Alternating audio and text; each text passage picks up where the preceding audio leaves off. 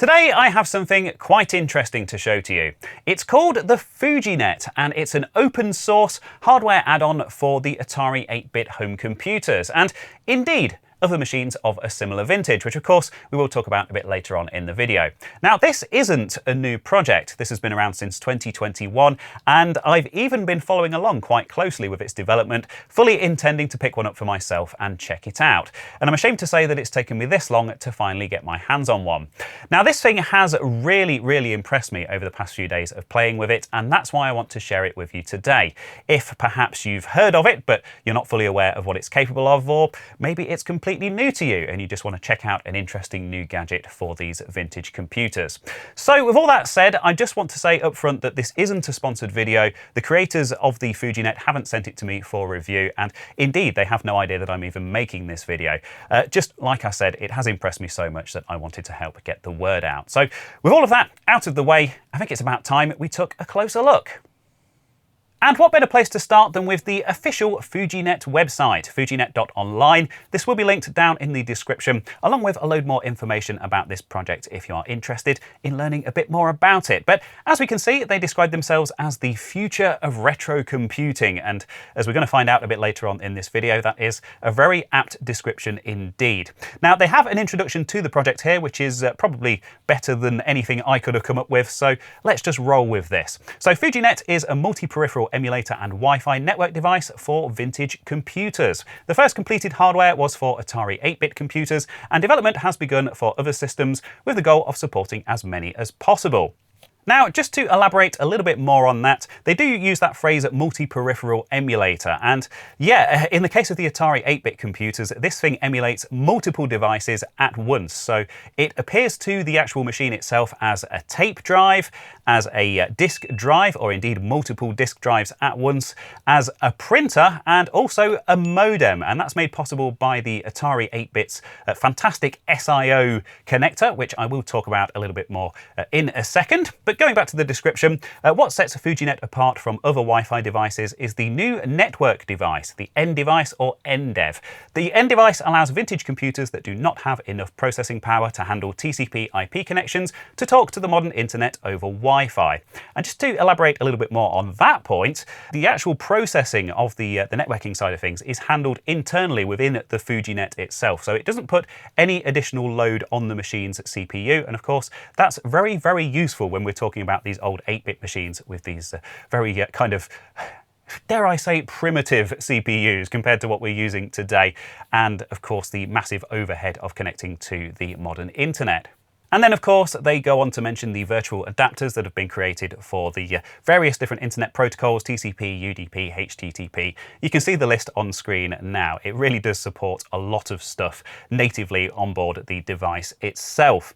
And here we have a photo of the Atari 8-bit and the Apple II versions of the FujiNet. As mentioned in the intro, it does support multiple platforms. And if we scroll down a little bit further, we can see that those platforms are the Atari 8-bit, the Apple II and III, the Kurbeco Atom, the Commodore IEC, or indeed the C64, so any peripherals compatible with the Commodore 64 and other related machines, and the Tandy Color Computer, the Coco. And I'm just wondering, actually, I think the Dragon 32 is very closely related to the Coco, so I'm not sure if it's supported by the Dragon 32 as well. But they are actively working on this project. There's a lot of people contributing to it, and of course, new platforms are being added all the time. Now, I mentioned a second ago that I would talk a little bit about how the FujiNet actually interfaces with these Atari 8-bit machines. And this is all down to Atari's SIO, or Serial Input Output system. It was a fantastically impressive system back in 1978 when it was first designed. Of course, it launched a year later in '79 alongside the 400 and 800 computers. And indeed, I am using an original 1979 Atari 800 to demo this in this video. So one thing that you will notice about SIO is that there is just the single port on the machine. And that doesn't mean that it only supports one device, of course. These devices are daisy chainable. So you'll notice on the FujiNet there is a male port on one side and a female port on the other. And that was indeed true of most of Atari's peripherals back in the day, because in theory, the system actually supported up to 256 devices connected to the same machine. Now, in reality, you could only actually address 8 of them. I mean, I say only, that is an insane number of peripherals for 1979. Even by today's standards, that is quite impressive. And it's bidirectional serial, it's supposedly hot pluggable, and if that sounds familiar, it's probably because it sounds a bit like modern day USB.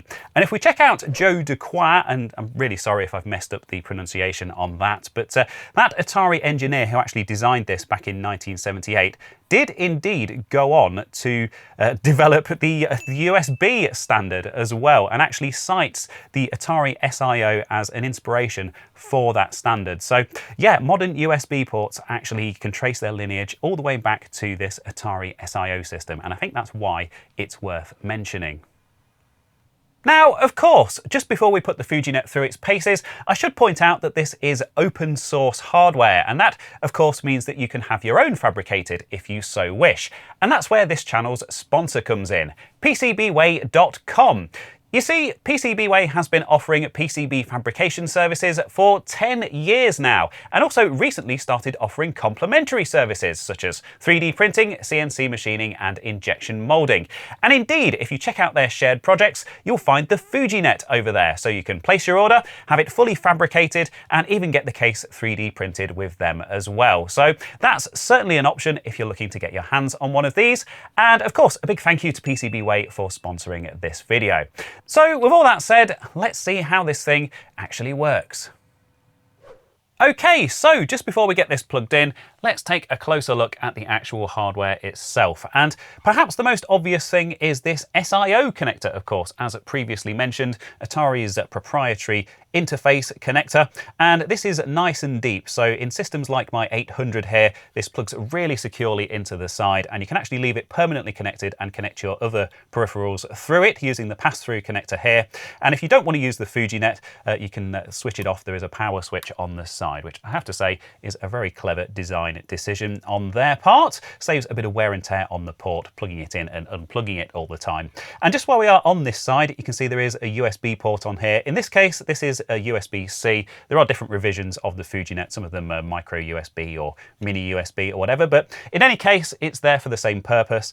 You can use it for debugging, you can use it for updating the firmware, and most importantly, for certain models, including my 800 here, they do recommend that you actually power this externally using this port. Now, I must admit, I didn't actually read the manual at first and didn't realize this, so I didn't power mine externally, and it actually worked perfectly fine. I didn't really run into any issues, but as that's what they're recommending, that is what I'm going to be doing going forwards and in this video as well. Now on the top we have 3 buttons, and they are referred to in the manual as the A and B button and the reset button. But to be honest, I haven't really discovered anything that uses these A and B buttons, so I've kind of been ignoring those. But the reset button is useful to know about, and it's just the one that's on its own on the end here. And if we just swing it around to the side, you can see the micro SD slot. Now all you need for this is a FAT32 formatted micro SD card. You don't need to put any software on the card or anything like that. The FujiNet itself actually handles that for you. I'm using just a really old 2 gig card that I found lying around and haven't run into any issues whatsoever. It's just used for temporary storage for the stuff that you actually download and run on the machine. So that is the FujiNet. Let's get this thing plugged in and booted up.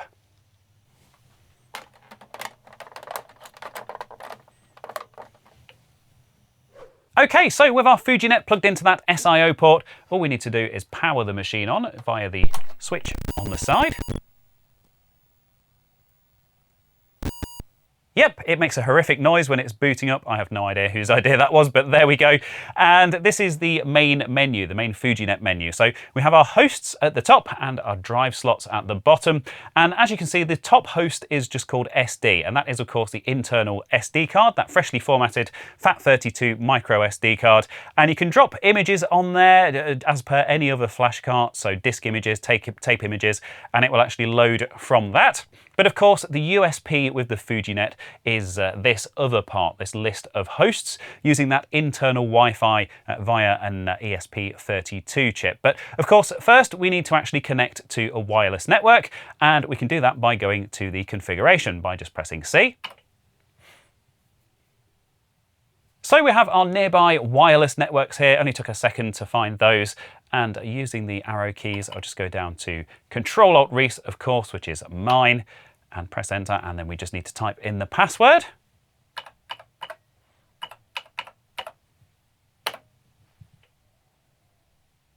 And wow, yeah, literally just a second and we are connected to the Wi-Fi. Now, I think there might be a little bit of subterfuge going on here. I have previously connected this and I think this is probably why it had this host list kind of pre-cached. But anyway, we shall continue. And if I just go back to that config screen, we can see here that we have our SSID, our IP address and gateway and everything else. So we can see that that's all set up properly. And the reason we might want to know that IP address is because there is a web interface that we can actually use to configure the FujiNet and also check out some of its other functionality. So let's have a quick look at that and then we'll get back to this host list. And this is what the configuration page looks like. So just browse to this on a modern machine, on a modern browser, just went to the IP address. And we've got some quite useful information here, like our IP address and everything else. Of course, we've just seen that up on screen. You can change the host name if you like, for whatever reason. Perhaps you have multiple FujiNet devices running. We've got the hardware version and uptime, current time and date, stuff like that over here, which obviously that's picking up from the internet somehow. We have our host lists here, so we can actually browse these on this computer here and we can go through and look at the various things on that host, but we're going to be doing that on the actual machine itself, on the Atari 800. So I will skip that for now, but easy enough to do that from an external machine if that's what you require. And also the same for the mount list here on the right, so we can see what disk drives we have mounted. Of course, thanks to that wonderful SIO system, we can have up to 8 drives connected to this machine. Just a bit further down, and essentially if you have any software running on here that can print, then this will actually appear to the computer as a printer, and you just print as normal and then it will actually pop up as a PDF file here which you can save, which is very interesting indeed. Over on the right hand side, if you have any software that uses a modem, that's where you can configure this. So we have our virtual modem up and running and we have the modem sniffer as well, and you can download the log files for that. HSIO settings, you probably don't need to touch this. You can just set that. I have no idea what that is, actually, to be honest. We have the time zone on the right-hand side, so if you want to configure your time zone there, but I'll just leave that alone. UDP stream, so yeah, for MIDI maze, for example, if you have kind of modern homebrew software that uses UDP to communicate, then you can configure that here. The program recorder is quite interesting. Of course, if you're doing any programming in BASIC on the Atari 8-bit machine, you can actually use this as if it was a standard Atari tape deck. So that 410 tape deck that we saw earlier, for example, yeah, you can just record that on here, and then obviously you can upload that or save it to the SD card. We have our CPM settings. So virtual CPM device, I'm not going to touch the CPM side of things, again, because it isn't really something that I understand. We've got the PC link here as well, which obviously allows kind of sharing with your modern machine and stuff. We've got the disk swap setting down here for the SAM rotation. And on the right hand side, just here at the bottom, we have just a few configuration options to do with boot settings, so how the FujiNet is actually configured when it first boots up. Probably no need to touch these unless you're having any kind of specific problems. But anyway, back to our Atari. So back at this main menu, which we saw a second ago, we have our host list and drive slots again, and let's just check out one of these servers. So this is one I was looking at earlier, this FujiNet.atari8bit.net. And we'll just press return. And this is Mr. Robot's TNFS, of course, a trusted network file system. And I should just add that because TNFS is just a standard and you can host your own wherever you like, you could have your own internal in-house TNFS server, couldn't you? Hosted on a Raspberry Pi or something like that, and keep all of your disk images and things on there on your own network if you wanted to go down that route. Just an idea anyway. So as we can see, these are sorted into applications, games and scene. And of course, different servers organize things in different ways depending on who's running the server. But we're going to check out games because that's my main interest when it comes to these machines. And Mr. Robot here has sorted these by date for us. So we've got some interesting stuff here. We've got some basic 10-liners, we've got some extra levels and some hacks, all sorts of interesting stuff we can check out. Got some type-ins as well. Snorkers will love that. But yeah, if we go back to 1979 to 1999, and they're all sorted by publisher. So I'm just going to go to Atari. And here we have our classic Atari games. Also with the XEGS, the XE Game System games, sorted into their own little directory there. Let's find something interesting to play.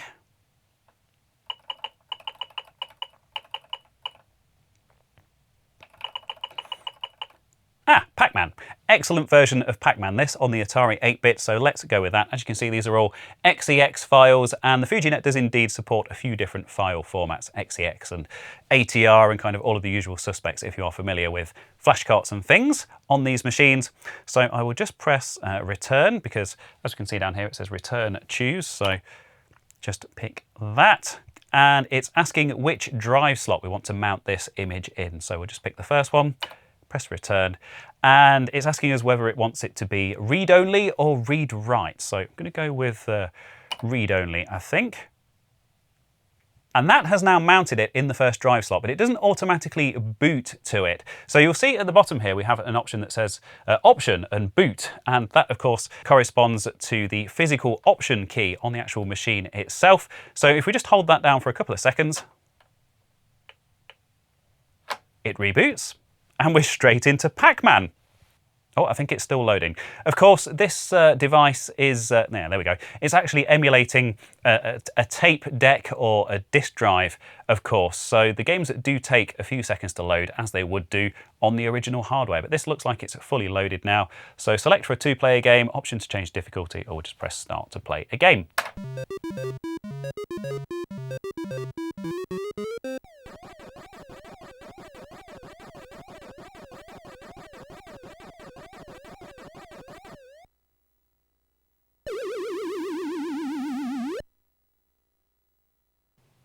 Well, there we go. Now, if you're a regular viewer of this channel, you'll no doubt be aware that I am terrible at games, but it proves that the system works. So let's go back to the menu and see what else we can find. Okay, so let's see what's on the official FujiNet.online server here. So we'll go to the Atari section. Interesting. Perhaps we can try out this printing functionality. Yeah, we'll go for Atari Writer. That sounds simple enough. Want that as read-only. Hold down option again. Atari Writer. Wow, look at that title screen. That's quite cool. So, print file. Are there any files? No files. Okay, so we need to create one. So we'll go to C. And we'll just do a simple hello world. Right, escape to return to menu. And hopefully that means we can now print this. Right, and we are configured to use the Atari 1025 just because it's the first one on the list. You can change the type of printer in the web interface as shown before. And if I just press 1, hopefully, print whole document, yes. Number of copies, just the 1 please. And now back over on our modern system, we have the printer here. So if I just click on download your current printout, is this going to work? Looks like it is. Hello world. Wow, so yeah, it's that simple, the printer emulation on the FujiNet. I have zero experience of printing from these Atari 8-bit machines, and even I managed to work it out in a matter of seconds. So that is actually really, really cool. So one more thing that I wanted to try out on the FujiNet was this lobby functionality down in the right-hand corner. You can see you can press L for lobby. I was playing with this the other day and it's quite interesting. So we have a boot lobby, and we'll just say yes to that. Booting lobby. And it just reboots on its own. And this takes us to the FujiNet game lobby. This is so cool. So we'll enter my name, which of course is Reese. You should probably know that. Refreshing server list, and oh, there's nobody online. Oh well, anyway. So yeah, you can play online against other players. Of course, this is something that they are working on and expanding all the time. But at the moment, we have two different games on here. So we have 5-card stud and we have Fujitsu. Now, I kind of vaguely know how to play 5-card stud. I was playing with this the other day. So let's just play against a couple of bots here. So pick a server and hold option to boot game. So if we pick that server and hold option, mounting, oh I see. So this is actually in the form of a disk image, and that reboots. And we are now booted into FujiNet 5-card stud. So we'll enter our name again here. Welcome, Reese. How to play 5-card stud. Players are dealt 5 cards over the course of 4 rounds. On each round, players bet, call, and re-raise. And of course, we've got fold, check, bet, or raise, and call. So just go into press any key, connect to server. You sit down at the table. That did amuse me the first time I saw it. I thought this was going to be like a text adventure kind of card game, but it is fully graphical, and we do have computer players as well. So what do we have? We have a jack of spades and a king of diamonds here. Let's just call.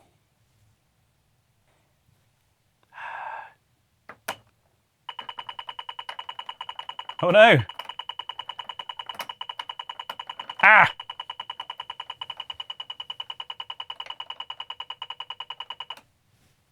This is what happens when you're dealing with 1970s technology. Let's not do that again. I guess we're going to bet 5. We'll call. I genuinely have no idea what I'm doing here. So, interesting looking hand. I don't think we really have anything at all there, do we? Reese won. King high. Oh my goodness. There you go. I've won with a king. Now this is well worth checking out if you have a FujiNet. These are actually modern applications which have been specifically developed for this platform, I guess similar to that lobby and that card game that we just saw, but these are more of those applications actually developed by the FujiNet team, and they are hosted on fujinet.online. And there's some quite interesting names here, as you can see. There's a weather app and a Wikipedia app. There's election stuff. It's probably best if we don't look at that. Yale.xex. So let's check out this weather app here. So we just press return, and then we will mount that in that first slot. See if we can boot into that.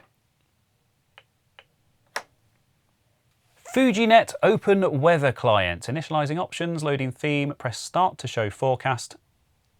Ah, look at that. Chesterfield, Great Britain. I wonder where that is. Is that near me?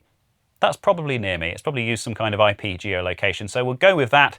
It's 42.9 degrees Fahrenheit. I don't know what that means. We've got the air pressure here. We've got the date and the time. We've got wind speed and sunrise and sunset times.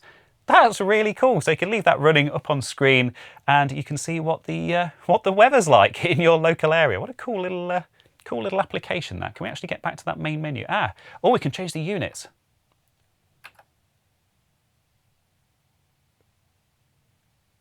What did I do? Did I press that twice?